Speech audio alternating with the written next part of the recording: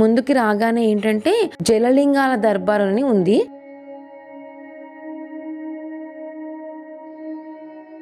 ఇందులో ముందుగా నందీశ్వరుని మనం దర్శనం చేసుకోవాలి.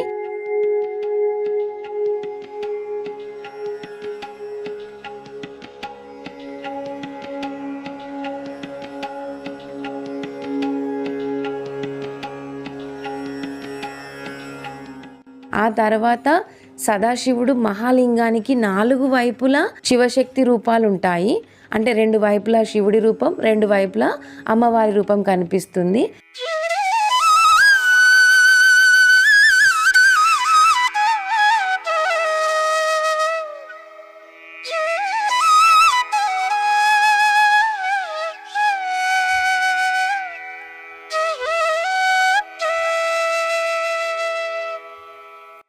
ఈ ఆనంద తీర్థంలో మొత్తం 232 లింగాలని మనం దర్శనం చేసుకోవచ్చు. అంటే ఫస్ట్ నవగ్రహాత్మక శివలింగాలు 9 ఉంటాయి కదా, అవి నక్షత్రాత్మిక శివలింగాలు 28 నక్షత్రాలు ఉంటాయి కదా, ఆ ఒక్కొక్క నక్షత్రం పేరుతో ఒక్కొక్క శివలింగము.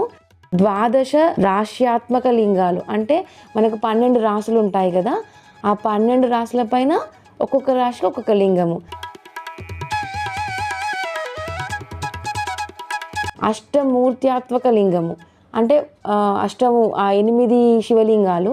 పంచభూతాత్మక శివలింగాలు కూడా ఉంటాయి మనకు, పంచభూతాల పేరు పైన ఒక్కొక్కటి ఒక్కొక్క లింగము.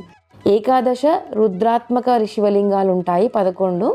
చతుర్వేదాత్మక శివలింగాలు కూడా 4 ఉంటాయి.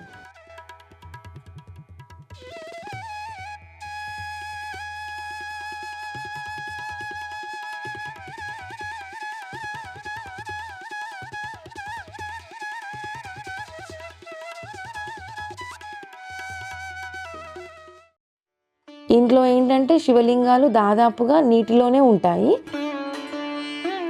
శివుడు అంటే ఎలాగో అభిషేక ప్రియుడే కదా, మనం పాలతో పంచామృతాలతో వేడితో పూజించిన అభిషేకం అనేది ముఖ్యం కదా. సో ఇక్కడ ఏంటంటే నిత్యం లింగాలకి అభిషేకం జరుగుతూనే ఉంటాయి. ఆ నీటిలోనే కొన్ని లింగాలని ప్రతిష్టాపించారు.